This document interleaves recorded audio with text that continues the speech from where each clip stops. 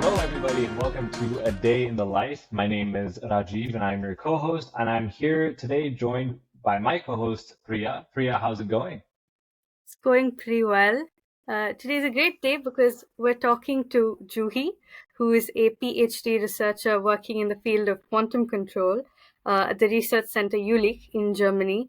And she's been working closely with experimentalists from many groups to make neutral atom computing better. So thank you so much, Juhi, for doing this with us. How are you today? Yes, thanks. I'm good, and thank you so much for inviting me. It's really a nice pleasure to come here for the second time and talk to you guys. Mhm. Awesome. So, yeah, as you mentioned, we were here before for the coffee o'clock session, actually our most popular coffee o'clock session on YouTube. So I would highly recommend to go check it out. But I'll bring that up at the end as well. So let's get into it. So right now, in your PhD career, where are you at? Like, are you sitting in the lab doing research? Are you writing, or are you on conference tours? Like, what are you up to these days? So right now I'm in this very strange superposition of a PhD and postdoc, I would say, Okay. because I'm supposed to also finish my papers and get my PhD, but at the same time, there was a very interesting project which I really cannot include in my PhD. So I decided to just continue as a postdoc in the same group for some time till I work on that project. So it's like a weird superposition. But essentially, I'm in like the final few months of finishing my PhD. Wow. Well, that's a stressful time, so I sympathize, but and really happy you took the time off to come chat with us today. Yeah. Mhm.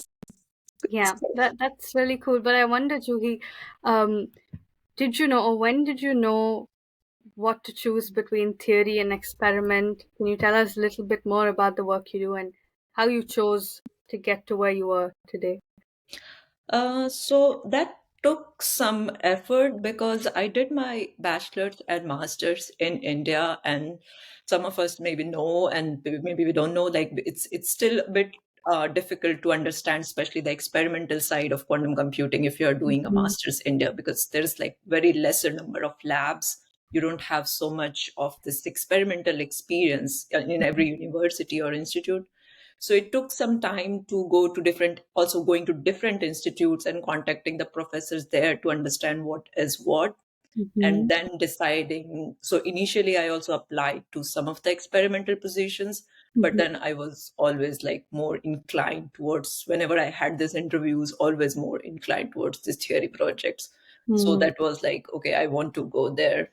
And it became, since my field is not really a pure theoretical field, as I say to everyone, it's always close with experiments. So I got like best and worst of both worlds. So it Mhm. worked for me in that sense. So essentially, it's just exposing yourself and trial and Yeah, error in a yeah, bunch of projects. yeah. I think you have to do that quite some. You have to spend some time before deciding because it's like a lot of fields there. Mm-hmm. Mm-hmm. What do you think, Rajiv? Yeah, I wanted to actually ask and bounce off that on your thoughts because you mentioned a little bit that there may be some experiments lacking. Can you talk a little bit more about that and like how Mhm. you see India in the field of experimental quantum science and what you think, could be done better or just your opinions on that? So I would say it's improving by really good like margins because of the new fundings from the government and this new labs that are getting established, but it's still limited in the sense of the platforms. So Mm-hmm. because India, I would say, compared to the Western countries, started a bit late. So now they have some labs which are in superconducting qubits, Mm-hmm. but I still don't know if there is a well established lab, for example, for atoms. So there is one in NMR, but NMR is also really old now. So, and then, but it's always a good field to do research. But if you want to know about atoms, then it's a bit more problematic. And also for superconducting qubits, there are labs, but it's always like in some really prestigious institute. And if you're coming from a state university like myself, it becomes highly difficult to get like an even an internship in Mm-hmm. universities or in different institute. So for example, for me, I was in Pune University for my master's, but then I went to ISER Pune to contact some professors there to see their labs to understand what is going on. So it's like it's going well. I think it's going in the right direction. And this is you went in Yeah, conflict and it non was conflict. during my master. So I did my thesis outside my university. Got it. Okay, okay. Okay, and you would recommend that students doing their master or even their bachelor reach out Yes, to. I would really, really recommend it because if I mean, it could be difficult. I can understand, considering your courses. There are many university where they don't give a full semester for the thesis, unlike here.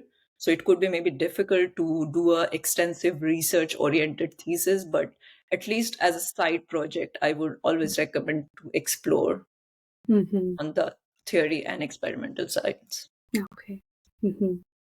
So I have a question on when you work, right? So you're, and correct me if I'm wrong, you're principally a theorist, is that right? In your Yeah. current work.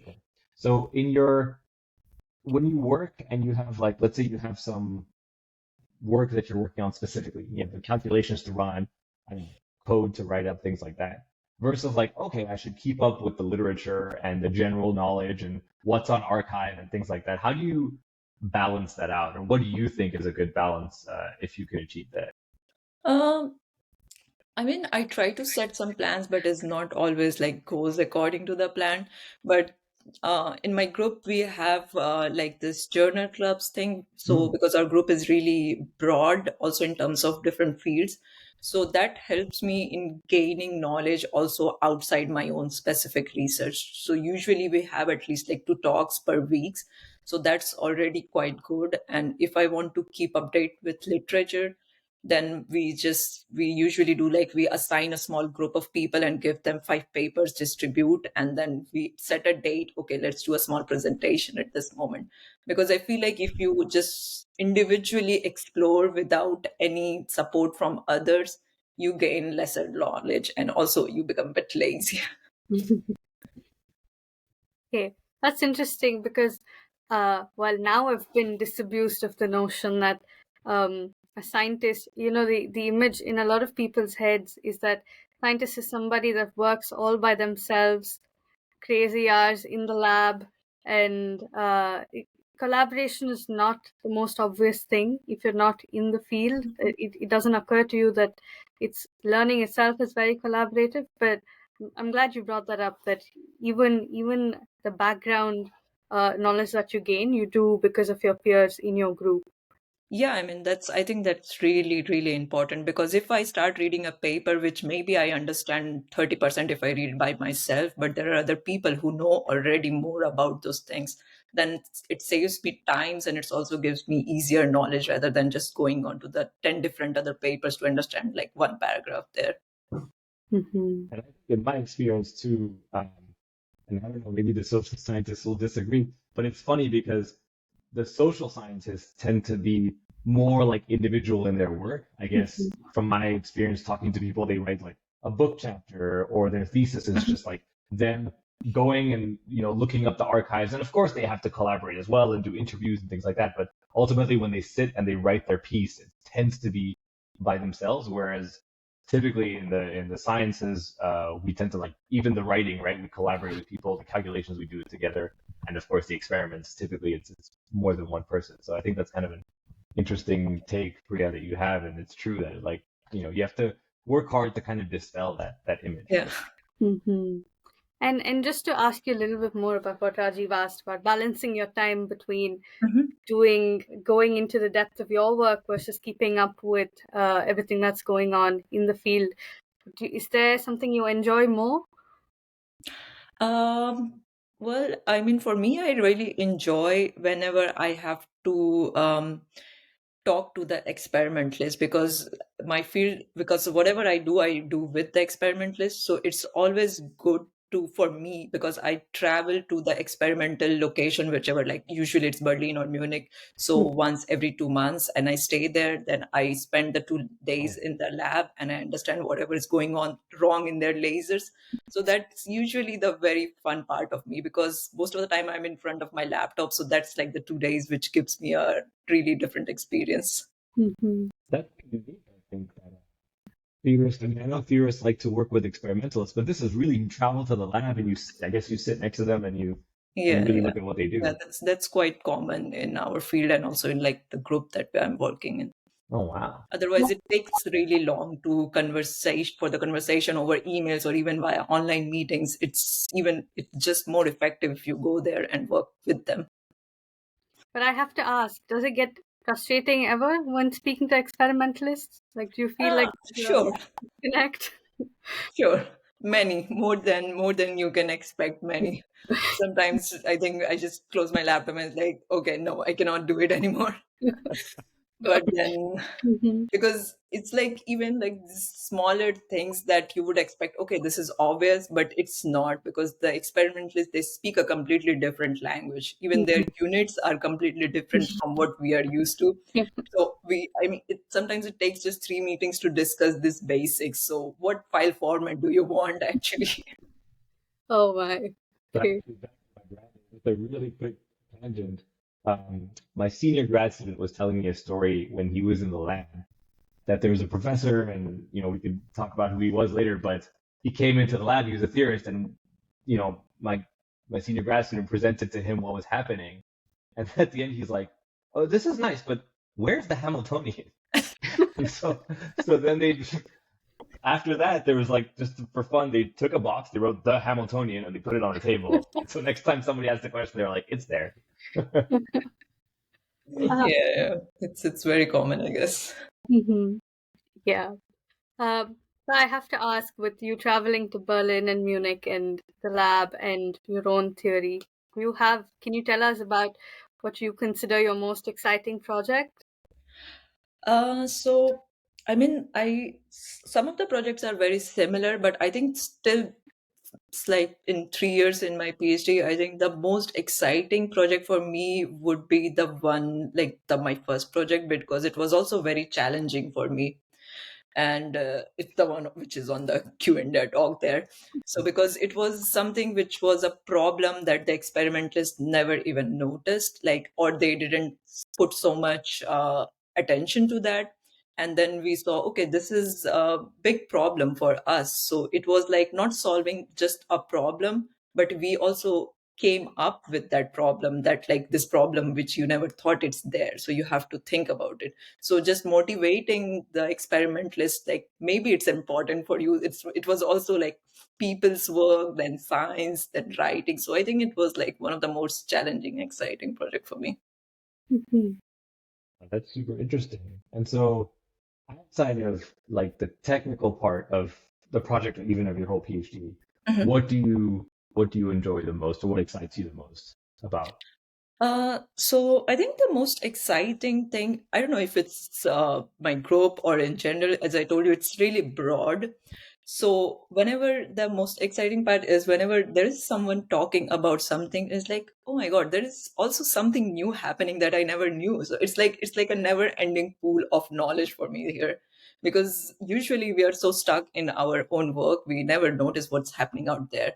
So whenever I see a new talk from someone else, it's like maybe I don't even understand half of it, but it's just this idea. Okay, there is also this interesting stuff which maybe I can later use it, and it just excites me so much because so much going on in quantum at this moment. That's super interesting. You've mentioned your group now and also a couple of times before. Can you talk a little bit about your group dynamics? Like, how does it work in the lab? How many people are you, and how often do you like sit together or hang out? So it's quite a big group by now. So when I started, it was COVID, so everything was closed. No one was really meeting. Oh, But now it's a really big group, and we mostly work like in this hierarchical subgroups. And then it's around 40 people in the group. So and even if there are 20 people in the office, we go to lunch together, then we hang out for coffee. So there is like good social dynamics in the group. And also, since there are many people doing different things, there is also this academic strong structure that if you need a help, if you're working, if you never knew what machine learning is, you can just go to someone and he or she will tell you. And you That's talked a little good. bit, sorry, just N- one more question. I'm pretty Go curious. on, go on. Yeah. What so you started your PhD during COVID, is that right? Or Yeah, so 2021 January. wow, what was that like? Like, starting a PhD during a time when everybody's locked down. I mean, January 2021, I guess we're starting to get the vaccines and stuff, but like still, Yeah. I mean, I think it's like still quite intense, right? So how did that Yeah. feel like joining a group and then being like, well, I gotta work from home and see people on Zoom all the time? I mean, I think it was very difficult for first few months, like around 6 months. I mean, my supervisors are still quite proud of me in a sense, like, oh, you managed nice. Because I also came back directly from India for the first time in Germany, and there was like a bit of a cultural shock. And then there was on top of it COVID. So I met my own supervisor in person after 8 months. Like I started in Wow. January and I met him in August in a different conference. Oh wow. He was like, hey, I know you.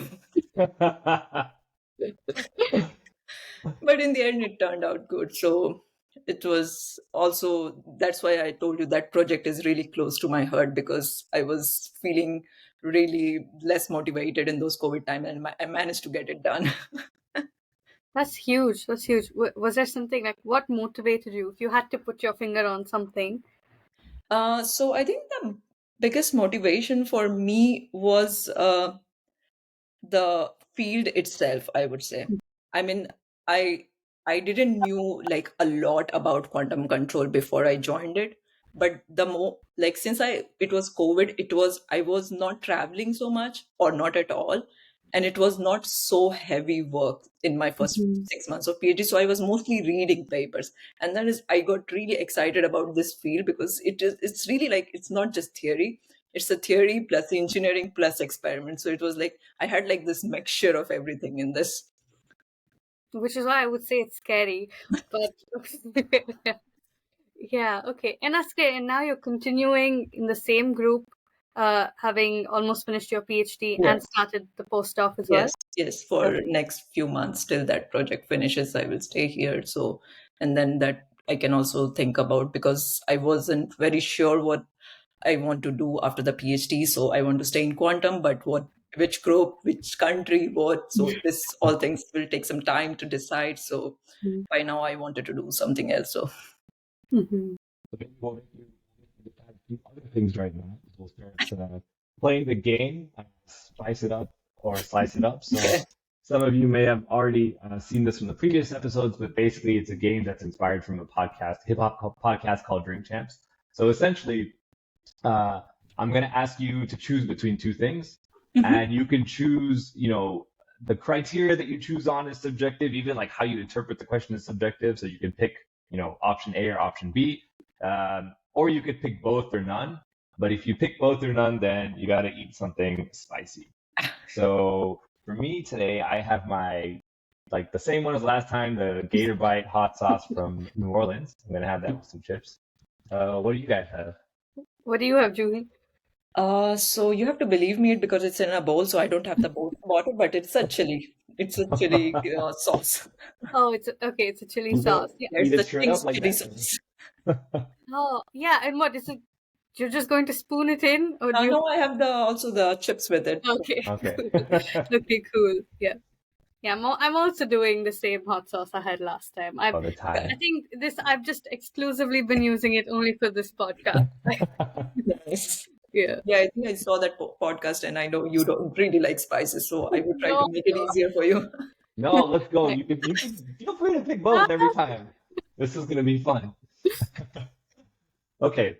And of course, again, like, it's not rapid fire or anything. If you want to comment a little bit about what, why you Sure. chose one and as well, totally up to you. Okay. So for the first one, Claude Shannon or Joseph Fourier? Hmm. I don't think so. I can choose really. Oh no, There we go. already. Starting strong.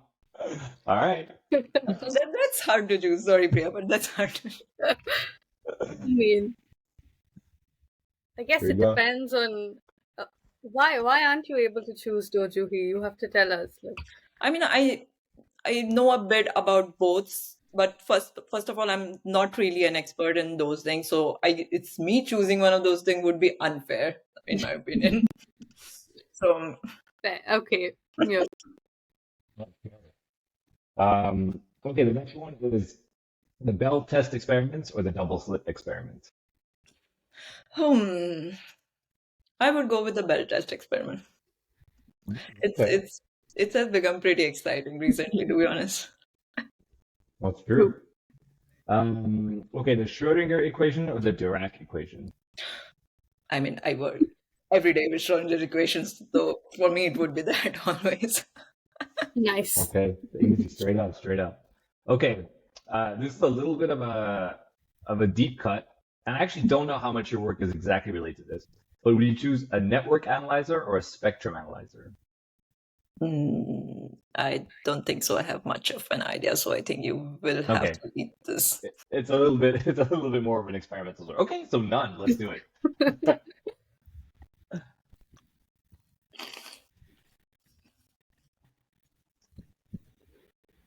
Julie's like, look, whatever you use to measure the signals, that's your problem. Just give me the signals after you measure them. Yeah, I don't care, whatever you use. Nice. Okay, so CV Raman or Satyendra Bose? Satendra, not Bose. Oh, how come? That You were was so quick. sure of it. Because I'm really intrigued about the personality itself and like this whole Bose Hubbard physics and I like this currently this all these new projects. All I use every day is this Bose model. So for me, it's like Oh, his name is like craved in my thesis on every pages. Wow. Okay.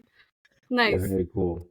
This may also be another like related to experiment question, but CPUs or FPGAs? Hmm.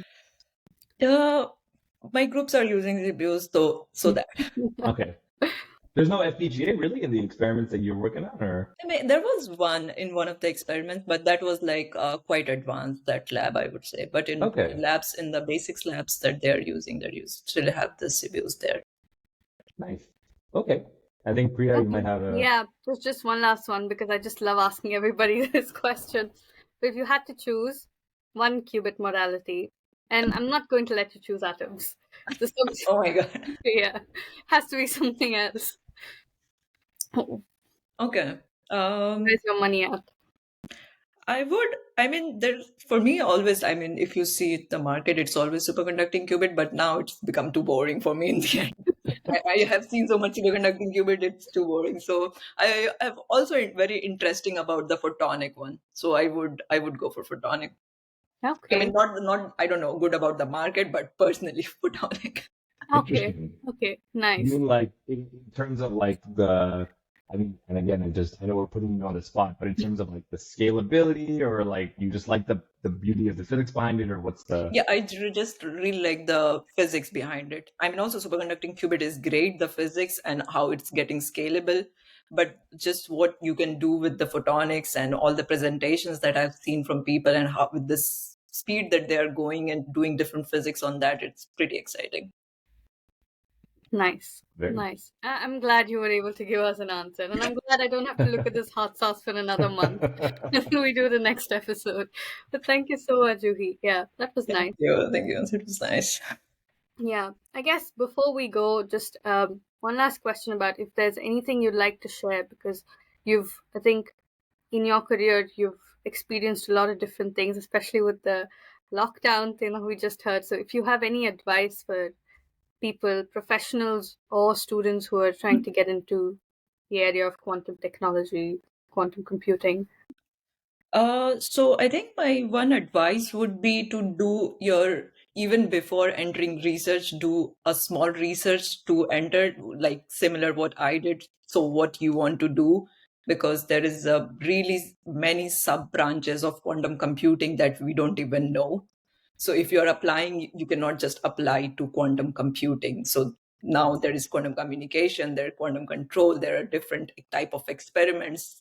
So you have to choose what interests you, and it could also depend on the place where you want to go and stuff. But yeah, do your own research. I mean, and you can then, the best way to do research is just asking the people through LinkedIn, because I get so many questions on LinkedIn. How do you think this position? So I try to answer all of them. So just contact people. They are there to help you, and try to contact your professors or professors abroad. They usually reply. So gain as much information as you can before choosing one particular field and sticking to it. Mm-hmm.